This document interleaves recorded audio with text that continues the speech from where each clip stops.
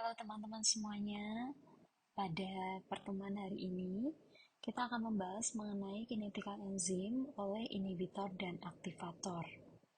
Seperti yang sudah teman-teman ketahui, inhibitor itu adalah molekul yang mampu menurunkan aktivitas enzim.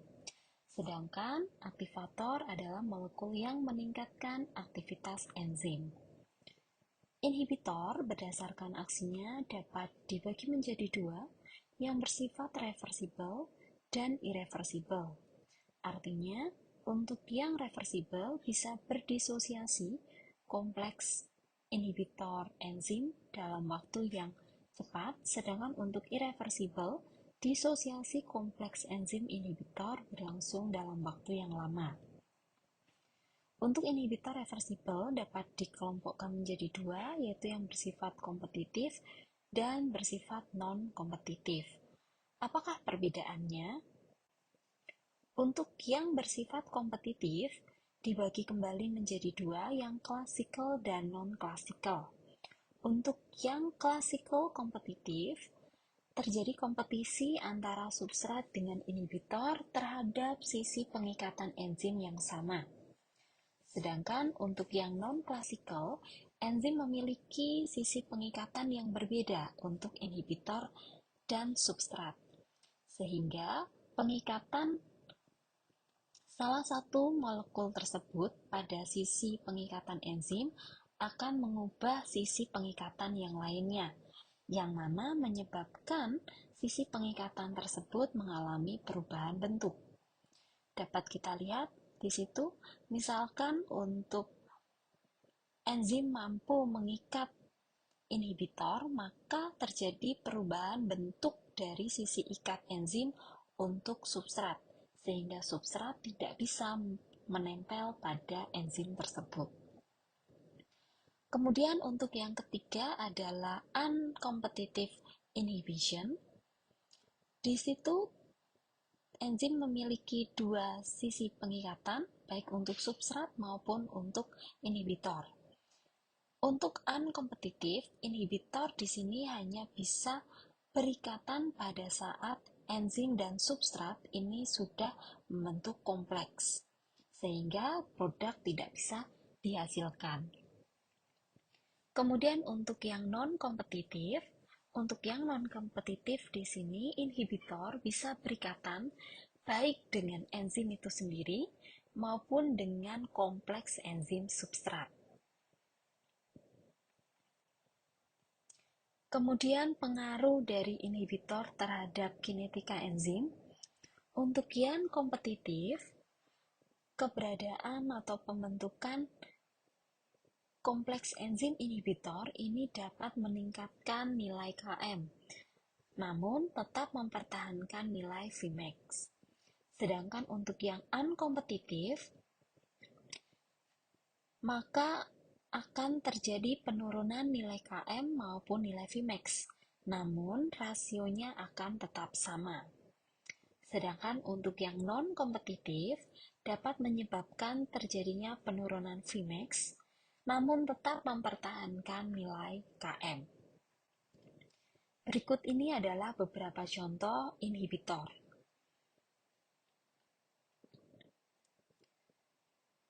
Berikut ini adalah keterangan dari inhibitor kompetitif dan non-kompetitif, serta terdapat diagram yang dapat membantu untuk pemahaman teman-teman terkait dengan kompetitif inhibitor dan non-kompetitif inhibitor.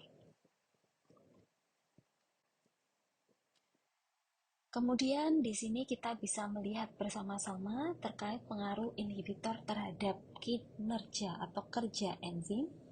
Untuk yang kompetitif inhibitor, peningkatan nilai substrat di sini dapat menyebabkan terjadinya peningkatan laju reaksi. Meskipun kita lihat di sini laju reaksi secara keseluruhan untuk kompetitif inhibitor ini lebih rendah daripada kecepatan reaksi enzim normal. Sedangkan untuk yang non-kompetitif, di sini peningkatan jumlah substrat tidak akan pernah menyebabkan laju reaksi ini mencapai maksimum. Kita akan lihat satu persatu. Nah, di sini teman-teman, ini adalah persamaan reaksi dari inhibitor kompetitif, di mana untuk inhibitor kompetitif karena terjadi kompetisi, maka hanya akan terbentuk apakah kompleks enzim inhibitor maupun kompleks di sini enzim substrat. Kemudian di sini adalah ada nilai untuk konstanta inhibition-nya, yaitu merupakan perbandingan dari nilai K1 dibanding dengan K-1 atau konstanta disosiasi enzim kompleks enzim inhibitor dan konstanta pembentukan kompleks enzim inhibitor. Nah, semoga gambar ini yang B ini bisa membantu pemahaman teman-teman, di mana kita melihat bahwa di sini peningkatan konsentrasi inhibitor ini akan mempertahankan nilai Vmax, jadi nilai Vmax-nya tetap, namun terjadi juga di sini peningkatan nilai Km. Untuk yang garis warna hitam itu adalah kontrol, artinya tidak ada inhibitor, sedangkan untuk garis berwarna merah itu adalah kondisi pada saat ada inhibitor. Nah, kemudian di sini ini untuk membantu teman-teman bahwa di sini inhibitor kompetitif ini tidak membentuk atau tidak berefek pada nilai Km, namun bisa meningkatkan nilai Km. Maaf saya ulangi. Inhibitor kompetitif tidak berefek pada Vmax, namun dapat meningkatkan nilai Km.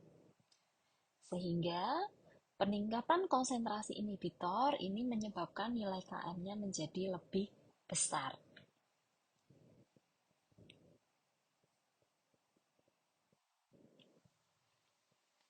Kemudian untuk kinetika inhibitor unkompetitif, kita bisa lihat bersama-sama di sini. Untuk rasio nilai Km dan Vmax ini tetap ditunjukkan dengan slope garisnya yang tetap.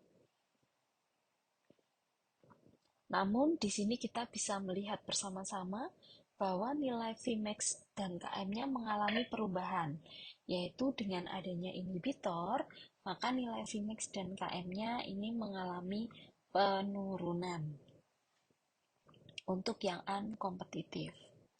Kemudian untuk yang non-kompetitif ini berbeda ya teman-teman, karena inhibitornya itu kan bisa mengikat baik enzim itu sendiri ataupun kompleks enzim substrat yang telah terbentuk.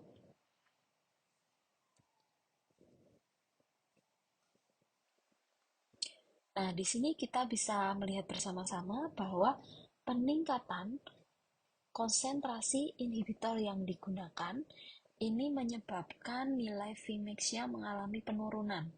Namun, di sini nilai Km-nya stabil atau tetap. Jadi untuk yang kompetitif dan non-kompetitif itu berkebalikan ya, teman-teman. Sehingga di sini kita bisa lihat bahwa pengikatan inhibitor itu tidak mempengaruhi pengikatan substrat. Dan inhibitor kompetitif ini bisa mengikat enzim pada situs-situs yang berbeda dari situs atau sisi pengikatan substrat.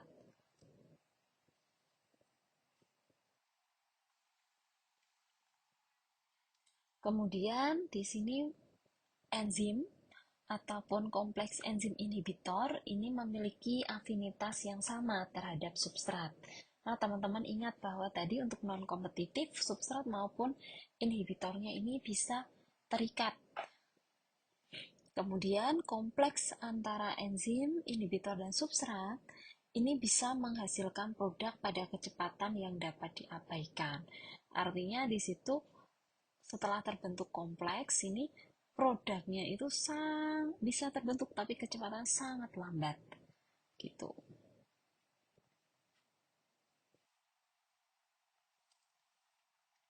Nah, kemudian untuk di sini ini adalah contoh dari enzim allosterik gambarannya teman-teman.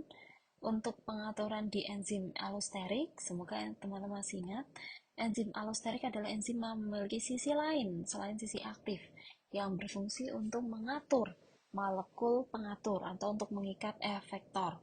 Nah, efektor ini bisa dua, yaitu inhibitor maupun aktivator. Dan di sini yang ditunjukkan adalah untuk bagian inhibisi dan juga bagian aktivasi. Artinya kalau aktivasi di sini pengikatan aktivator, sedangkan kalau untuk inhibisi adalah pengikatan inhibitor. Berikut ini teman-teman adalah sifat-sifat dari enzim allosterik. Yang pertama adalah enzim tersebut memiliki sisi katalitik yang berikatan dengan substrat ataupun dengan molekul pengatur seperti inhibitor ataupun aktivator. Sehingga di sini ada dua sisi dan sisi substrat itu bersifat spesifik terhadap modulator. Kemudian untuk ukurannya, untuk enzim allosterik ini berukuran lebih besar dan kompleks karena dia memiliki dua atau lebih unit polipeptida. Nah, yang terakhir ini adalah terkait dengan sifat kinetika enzimnya, di mana untuk enzim allosterik ini untuk kinetika enzimnya itu tidak mengikuti hukum klasik Michaelis-Menten karena dia kan memiliki dua sisi aktif. Sehingga enzim allosterik di sini bisa memperlihatkan kejenuhan substrat jika substrat itu berada pada konsentrasi yang lebih tinggi. Sehingga kalau untuk enzim yang mengikuti Michaelis-Menten ini kan kurva yang dimunculkan kurva hiperbolik. Tapi kalau untuk enzim allosterik ini nanti yang akan muncul adalah kurva sigmoid, di mana titik pada kurva sigmoid itu akan menunjukkan setengah kecepatan reaksi maksimum. Sehingga umumnya untuk enzim allosterik ini dengan menggunakan hukum Michaelis-Menten kita tidak bisa menentukan nilai Km-nya. Kemudian selanjutnya teman-teman ini adalah gambaran dari aktivator, yaitu efektor yang dapat meningkatkan laju reaksi atau aktivitas enzim. Nah, misalkan ini ditunjukkan ada dua enzim yang berikatan. Kemudian untuk yang warna hijau ini dia mampu berikatan dengan aktivator sehingga nanti akan terpecah. Nah, kemudian bagian yang merah ini nanti mereka dengan adanya inhibitor maka nanti akan terpecah dan akan terbentuklah di situ menjadi dua bagian. Nah, untuk jenis aktivatornya ini ada beberapa jenis teman-teman, baik berupa ion, molekul organik kecil, yang diberi contoh yaitu Ca2+ dan Mg2+. Dimana untuk masing-masing ini memiliki fungsi yang berbeda terhadap enzim tertentu dan juga di sini terjadinya peningkatan efektivitas dari enzim. Nah, tadi adalah untuk penjelasan singkatnya, teman-teman. Untuk selanjutnya, saya ingin teman-teman untuk mengerjakan latihan. Jadi di sini ada dua soal, yaitu di sini untuk soal kinetika enzim yang dipengaruhi oleh inhibitor. Teman-teman mendapatkan informasi konsentrasi substrat dan juga laju reaksi tanpa dan dengan adanya inhibitor. Nah, melalui data yang diperoleh, teman-teman diminta untuk menentukan nilai Km dan Vmax dengan menggunakan plot linear line Bevel.